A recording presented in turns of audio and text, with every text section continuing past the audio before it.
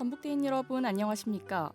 전북대인 여러분의 알찬 캠퍼스 생활을 위해서 노력하는 본 대학 방송은 밝은 캠퍼스 지성의 터전을 방송 이념으로 해서 매일 방송하고 있습니다. 그럼 지금부터 9월 26일 목요일 오늘의 점심 방송을 시작하겠습니다. 밝은 캠퍼스 지성의 터전 여러분의 전북대학교 방송국입니다. UBS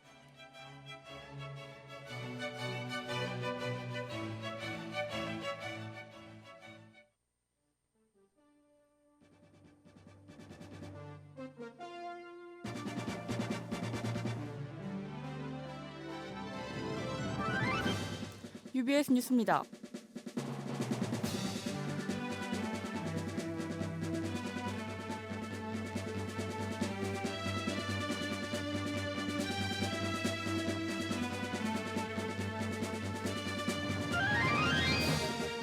지난 19일 우리 대학 알림의 거리 일대에서 창업지원단이 주관하는 JB 청년 CEO 프리마켓이 열렸습니다. 매 학기마다 진행되고 있는 본 행사는 학내 창업 동아리에서 활동하는 학우들과 만 39세 미만 청년 CEO가 참여하여 손수 제작한 물품을 학우들에게 직접 판매해보는 자리였습니다. 이번 프리마켓을 통해 도내 청년 CEO들과 소통하고 시제품과 소비자들의 선호도를 직접 분석해볼 기회를 가졌습니다. 또한 오는 10월 16일 전주 화산체육관에서 전북창조경제혁신센터와 우리대학 창업지원단, 그리고 전라북도 지역의 대학들이 참여하는 청년 한마당 행사가 진행될 예정이니 학우들의 많은 관심 바랍니다. 지난 9월 20일 할로윈을 주제로 한 우리 학교의 가을 축제가 열렸습니다. 오전 11시부터 오후 7시까지는 우리 학교 알림의 거리에서 프리마켓이, 그리고 오후 5시 30분부터는 푸드트럭과 무대 행사가 소운동장에서 열렸습니다. 또한 축제의 컨셉에 맞게 학교 곳곳이 할로윈 분위기로 꾸며져 있어 학우들의 관심과 흥겨운 분위기를 이끌어내었습니다. 총학생회는 또한 할로윈 분장 부스와 사진 이벤트를 진행하면서 축제의 즐길거리를 더했는데요. 특별한 컨셉과 즐길거리로 순조롭게 마무리된 이번 가을 축제. 이번 축제와 같이 더 나은 대학 문화를 위해 우리 모두의 지속적인 노력이 필요할 것입니다. 뉴스를 마칩니다. 담당의 김채영입니다. 지금 시각은 1시 14분입니다. UBS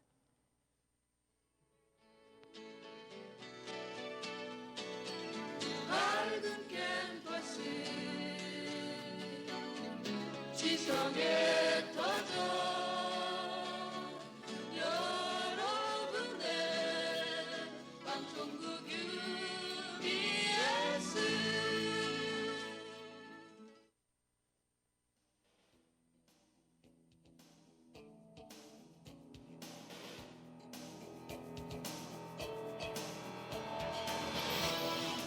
UBS 오피니언 시간입니다.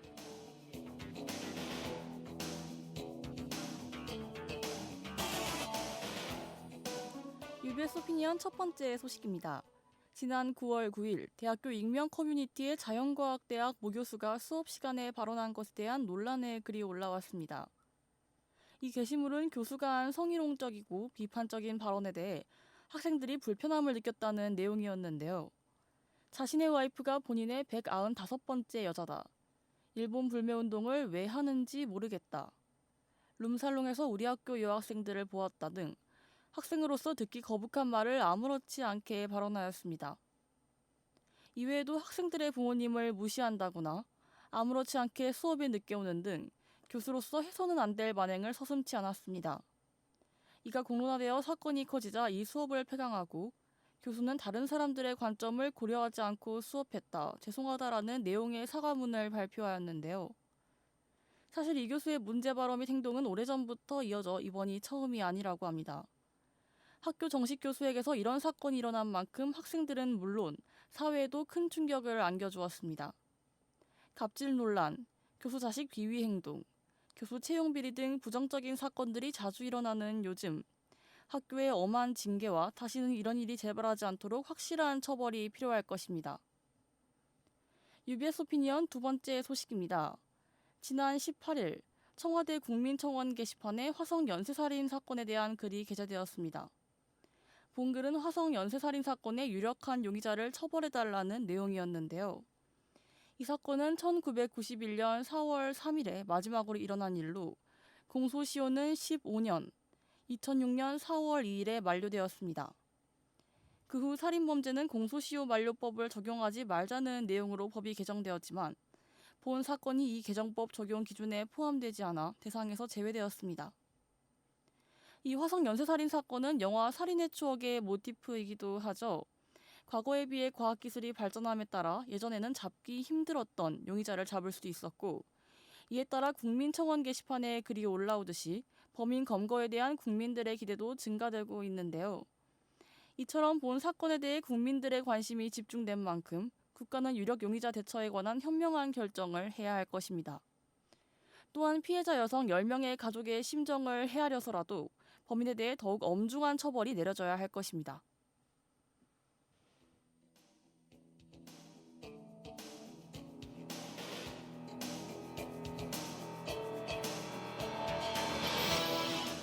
UBS 오피니언을 마칩니다.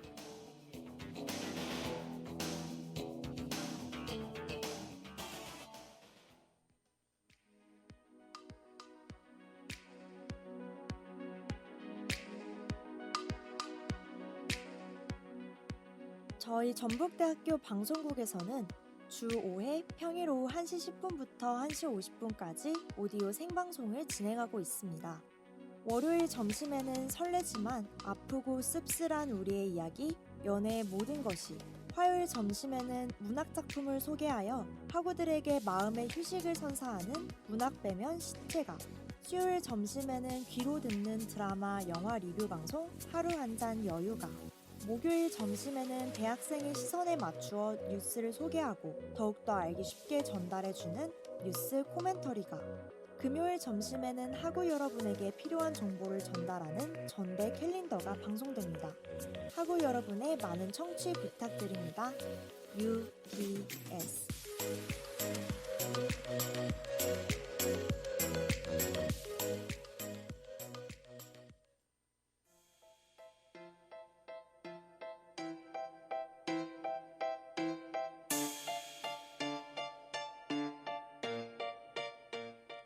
시청자 여러분 안녕하십니까? 매주 목요일 점심에 방송하는 뉴스 코멘터리의 진행을 맡은 아나운서 김채영입니다. 하루에도 수십 건의 기사들이 작성되는 요즘, 저희 뉴스 코멘터리에서는 오늘의 주요 기사를 선정하여 소개해드리고 있습니다. 그럼 노래 한 곡 듣고 2019년 9월 26일 오늘의 뉴스 코멘터리 시작하겠습니다.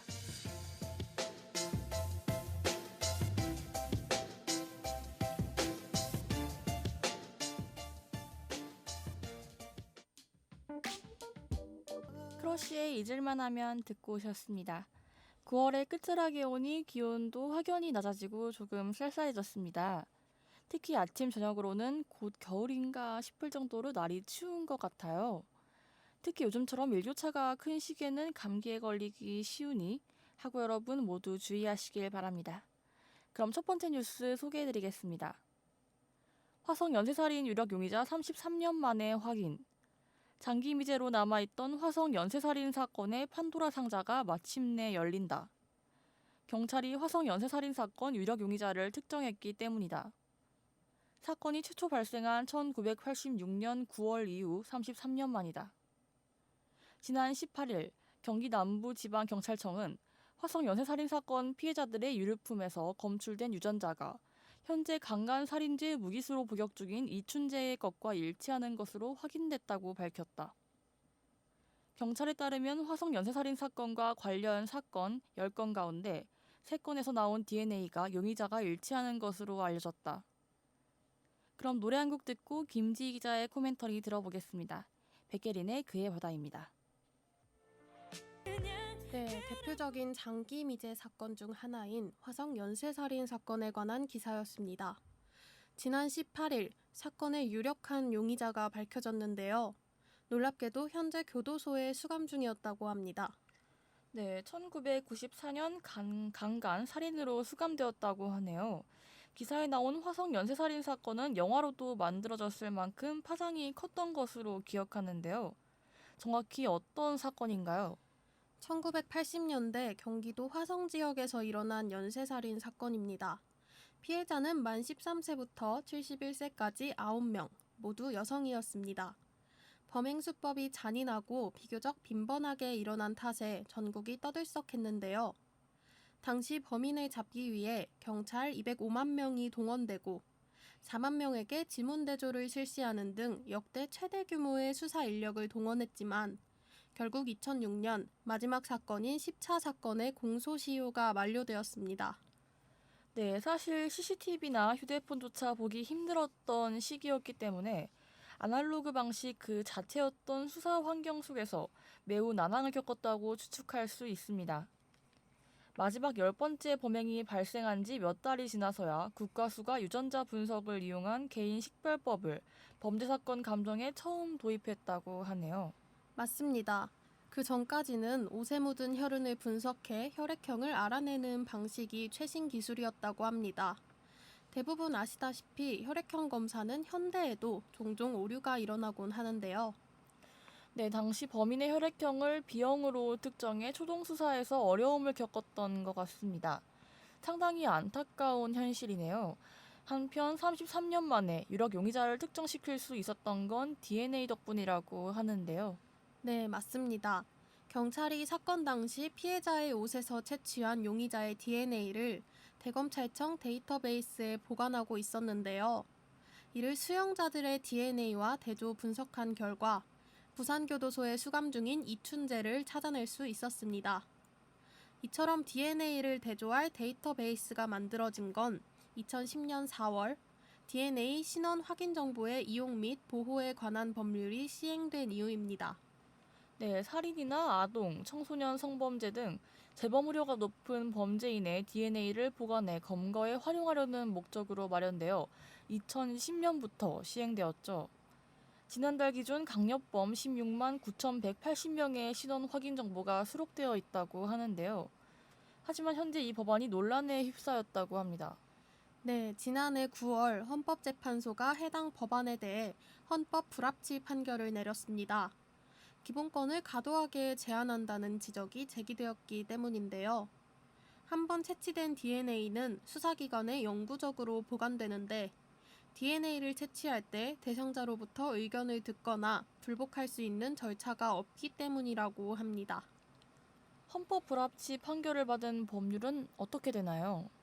헌법 불합치는 법률 자체가 위헌이라 인정하지만 바로 해당 법안을 무효로 하면 법의 공백이 생기기 때문에 국회에 시한을 주고 법 개정을 유도하는 결정입니다. 앞서 말씀드린 DNA법의 경우 국회에서 2019년 12월 31일까지 개정안을 마련해야 합니다. 네, 하지만 현재 국회에서 이와 관련한 입법 논의는 전혀 이루어지지 않고 있다고 합니다. 개정안이 마련되지 않으면 2020년부터는 해당 법이 무효가 되고 DNA를 채취할 수 없게 됩니다. 과학수사가 보편화되어 있는 현재 이와 관련한 법에 공백이 생긴다면 문제가 될 것 같은데요. 네, 프로파일러 출신인 표창원 더불어민주당 의원은 지난 19일 DNA 기술이 수사의 중요한 수단으로 활용되는 상황이니 관련법 개정이 시급하다며 영장 발부에 대해 불복할 수 있는 기회를 주거나 구제 절차 등 미세 조정안을 마련해야 한다고 주장했습니다. 네, 때문에 청와대 국민청원 홈페이지에는 국회 법률 개정안 입법을 촉구하는 청원이 올라오기도 했죠. 맞습니다. 이번 사건만 해도 DNA 대조가 불가능했다면 용의자를 특정 지을 수 없었을 것입니다. 이러한 과학수사 기법을 두고 현대과학이 피해자에게 준 선물이라는 명칭이 붙기도 했었죠. 채 3개월이 지나지 않아 DNA법은 효력을 상실할 위기에 있는데요. 하루빨리 국회의 대응이 필요한 상황인 것 같습니다. 네, 말씀드린 DNA법 이외에도 이번 화성 연쇄살인 사건으로 촉발된 여러 논란이 많아요.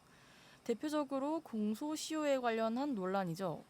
네, 2006년 4월 화성 연쇄살인 사건의 공소시효가 만료되었지만 범행 33년 이후인 현재 범인을 처벌해달라는 국민청원이 이어지고 있습니다.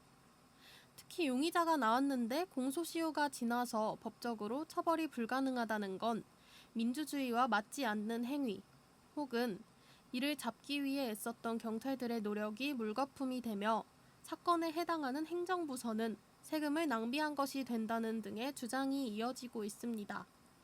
네, 2015년 살인죄에 대한 공소시효는 사라졌지만 이보다 훨씬 이전에 공소시효가 만료된 사건을 처벌할 법적 근거는 없다고 볼 수 있죠. 법을 탓할 수는 없겠지만 안타까운 마음이 드는 건 사실인 것 같습니다. 그런데 공소시효가 지난 사건의 용의자가 피의자로 정식 입건될 수는 있는 건가요? 법조계에서는 원칙적으로 공소시효가 지난 사건의 용의자는 피의자로 입건할 수 없다라고 해석합니다. 수사는 기본적으로 기소를 목적으로 하는데 공소시효가 지난 사건은 기소가 불가능하기 때문입니다. 다만 진상규명과 사실관계 확인을 위한 조사는 가능한데요. 화성 연쇄살인 사건 수사본부 관계자는 국민적 관심이 매우 큰 사안이고 범죄 예방 효과도 기대할 수 있으며 혐의가 있으면 당연히 수사해야 하는 게 경찰의 의무라고 말했습니다. 네, 하루빨리 조사가 완료됐으면 좋겠습니다.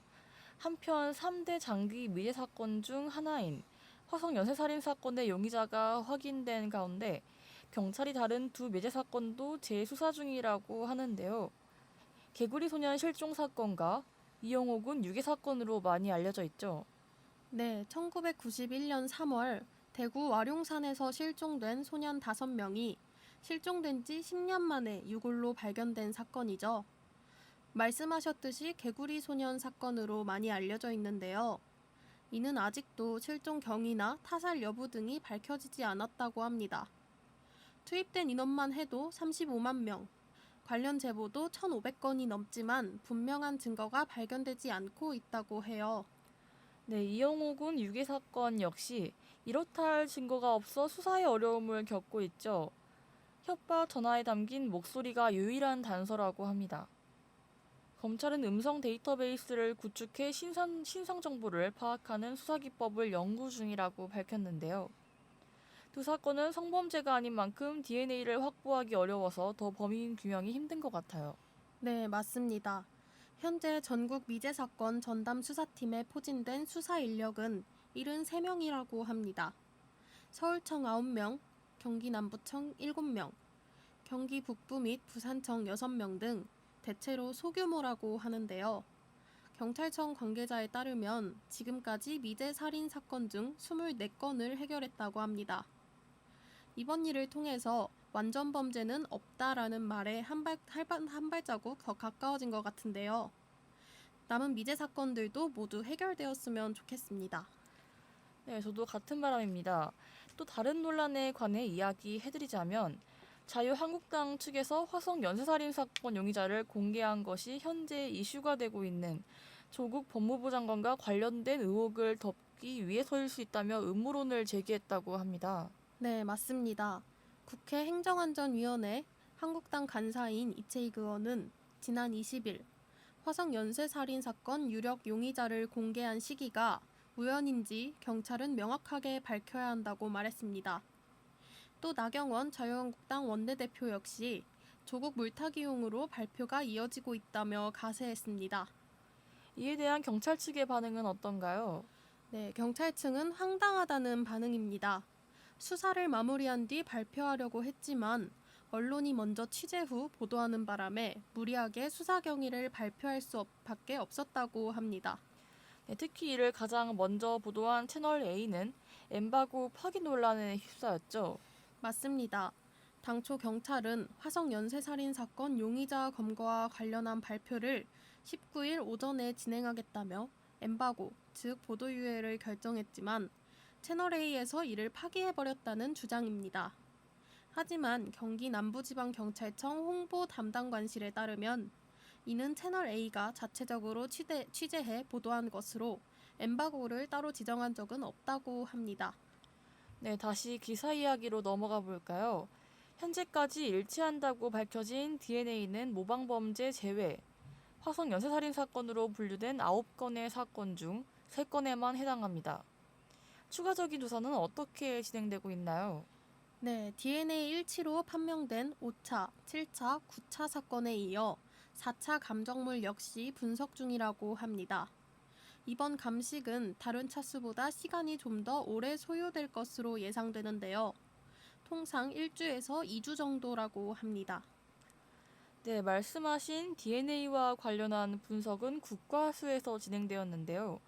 이를 재판에서 활용할 수 있는 증거로 활용할 수 있는가는 재판부의 결정에 따르겠지만 국과수 측에서 제시한 DNA 판정 결과의 정확도는 얼마나 되나요? 네, 강필원 국과수 법유전자 과장에 따르면 DNA 일치 확률은 매우 높아서 이론적으로 지구상에 단 한 명뿐인 정도의 신뢰도를 지닌다고 합니다. 네, 그렇다면 앞으로의 조사에 귀추가 주목될 것으로 예상되네요. 오늘은 화성 연쇄살인 사건 용의자 검거에 대한 기사 다뤄봤습니다. 남은 조사는 물론 아직 풀리지 않은 미제 사건들도 하루빨리 해결되길 바라겠습니다. 이번에는 분위기를 전환해서 재미있는 기사를 준비해봤는데요. 노래 한 곡 듣고 소개해드리겠습니다. 네, 로꼬의 가마 듣고 오셨습니다. 다음 기사 소개 부탁드립니다. 네, 대구에선 음료컵을 아무 카페에다 버린다. 길거리를 돌아다니면 테이크아웃 음료컵 쓰레기들을 많이 볼 수 있다. 음료가 그대로 남아 악취가 나고 벌레가 생기고 바닥이 더러워지는 등 큰 피해를 주고 있다. 쓰레기통을 발견해 버리려고 해도 남은 음료, 종이로 된 컵홀더, 플라스틱 컵을 분리해 배출하지 않으면 재활용되기 어렵다. 이에 대구 동성로는 새로운 대안을 내놨다. 네, 요즘 문제가 되고 있는 일회용 플라스틱 컵에 관한 기사입니다. 노래 한 곡 듣고 기사에 관한 이야기 나누어 보겠습니다. 네, 에드시런의 포토그래프 듣고 오셨습니다. 기사 끝부분에서 말씀하신 대구 동성로의 대안이 무엇인가요?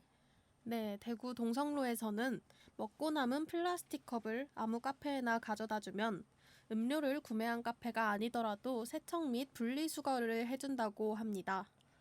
실제로 그곳에서 카페를 이용하는 시민분들에겐 상당히 편리한 제도인 것 같은데요. 사실 지금 당장 캠퍼스만 돌아다녀도 아무데나 일회용 음료컵을 버리고 분리수거를 하지 않은 모습들을 많이 볼 수 있잖아요. 특히 음료가 남은 플라스틱 컵이나 종이 홀더 등을 무작정 플라스틱 분리수거함에 버리는 분들도 많은 것 같습니다. 네, 분리수거의 주 목적은 재활용인데요. 이렇게 되면 재활용되기 어렵다는 사실을 모르시는 분들이 많은 것 같습니다. 사실 원칙적으로 플라스틱에 묻은 음료 등은 씻어서 배출하고 부착된 필름이나 뚜껑 등도 따로 버려야 하는데요. 실제로는 많이 지켜지지 않고 있는 게 현실이죠. 네, 알아도 실천이 어려울 수 있지만 더 큰 문제는 이 사실을 모르는 분이 많다는 것 같아요. 사실 환경과 관련한 문제는 꾸준히 수면 위에 존재하고 있습니다. 특히 플라스틱과 관련된 환경 문제는 전 세계적으로 큰 이슈죠. 네, 맞습니다. 이 외에도 색이 입혀진 플라스틱이나 복잡한 구조 혹은 지나치게 두꺼운 모양새를 가진 플라스틱 역시 분리수거한다고 해도 재활용되기는 어려운 경우가 많다고 합니다. 이러한 부분에선 재활용 비율을 늘릴 수 있는 방향으로 개선될 필요가 있는 것 같아요. 공감합니다. 다시 기사 이야기로 돌아와 볼까요? 대구 동성로에 위치한 카페에서는 일회용 커피잔을 반납하면 꼭 구매한 곳이 아니더라도 세척 후 모아서 재활용 업체에 보내준다고 합니다. 사실 전주 객사 지역에서도 비슷한 캠페인이 벌어졌었죠. 네, 맞습니다. 객사 지역 카페 몇 군데에서 공용 텀블러를 사용하며 다 마신 텀블러를 돌려주면 받아서 세척 후 다시 사용하는 방식으로 캠페인을 벌였습니다. 특히 음료가 남아있을 가능성이 큰 카페 용기들은 이런 방식이 도입된다면 고객 입장에서 정말 좋을 것 같아요. 요즘처럼 길거리에서 쓰레기통을 쉽게 볼 수 없는 시기라면 더욱 그럴 것 같습니다. 네, 맞습니다. 대구 동성로에서 카페를 운영하는 한 분은 일회용 컵을 파는 입장에서 책임감을 느끼고 해당 정책에 참여하게 되었다고 합니다. 사실은 매우 귀찮고 이익이 되지 않는 일임에도 점주들이 이러한 책임감을 느끼고 실천한다는 게 참 멋있는 것 같아요. 맞습니다. 더 나아가 세계적 기업들도 비슷한 책임감을 느끼고 환경 문제에 힘쓴다면 좋을 것 같네요. 혹시 이 정책을 대구 보건소에서 주도했다는 것 아시나요? 네, 저도 기사에서 봤는데요. 일회용 컵의 재활용과 도시의 미관 등을 고려하여 마련된 정책이라고 합니다. 맞습니다. 하루에 약 2,700개의 컵이 회수되고 있는 것으로 파악 중이고요. 전년도에보다 1.8% 정도 상승된 수치라고 합니다. 네, 또 이렇게 재활용된 플라스틱이 새 컵의 원료로 쓰인다면 컵 원가 절감에도 도움이 될 것 같은데요. 저는 이러한 선순환이 가장 중요한 효과이자 동기라고 생각해요. 네, 저도 비슷한 마음입니다. 한 가지 더 욕심이 있다면 일회용 플라스틱 컵의 재활용률을 높이는 것도 좋지만 애초에 일회용품 사용을 지양하는 방법도 있죠. 플라스틱 컵 사용 대신 텀블러를 들고 다닌다거나 플라스틱 빨대 대신 실리콘 빨대나 스테인리스 빨대 등을 사용하는 등 방법은 무궁무진합니다. 네, 우리나라의 일회용품 사용이 대폭 축소되었으면 하는 바람입니다. 오늘은 일회용 플라스틱 컵의 재활용 비중을 늘리는 대구 동성로의 특별한 정책에 대해 다뤄봤습니다. 오늘의 코멘터리 김지희 기자와 함께했습니다. 고맙습니다.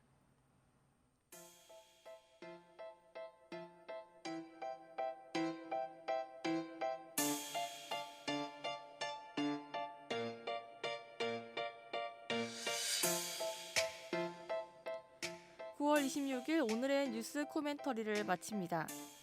시청해주신 여러분 고맙습니다. 지금까지 제작의 김지희, 연출의 도은서, 기술의 조민주, 진행의 김지희, 그리고 저는 김태영이었습니다. 마지막 곡은 용주의 그게 좋더라고입니다.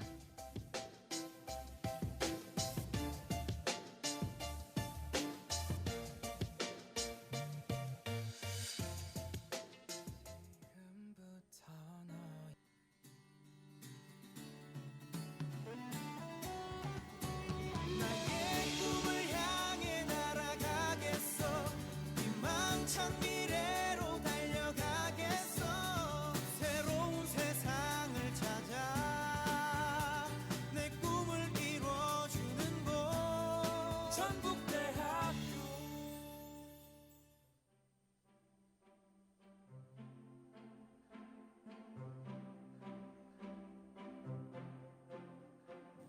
(20세기) 최고의 발명품, 기적의 소재라 불리던 플라스틱.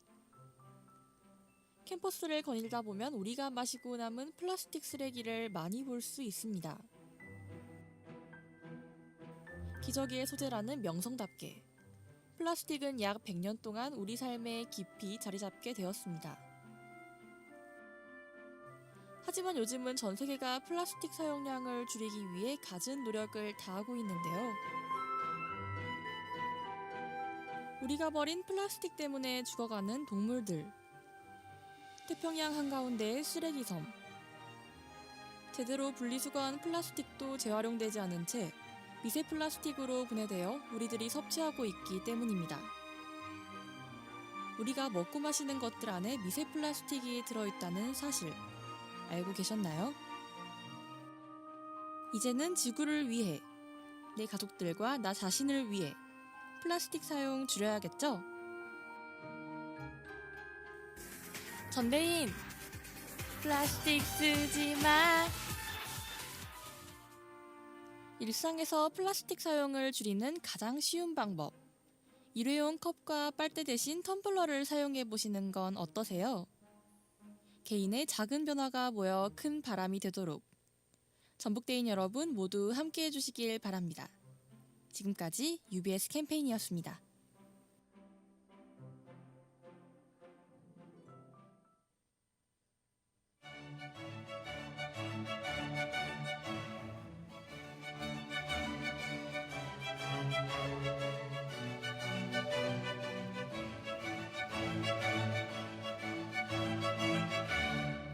이상으로 9월 26일 목요일 오늘의 점심 방송을 마치겠습니다.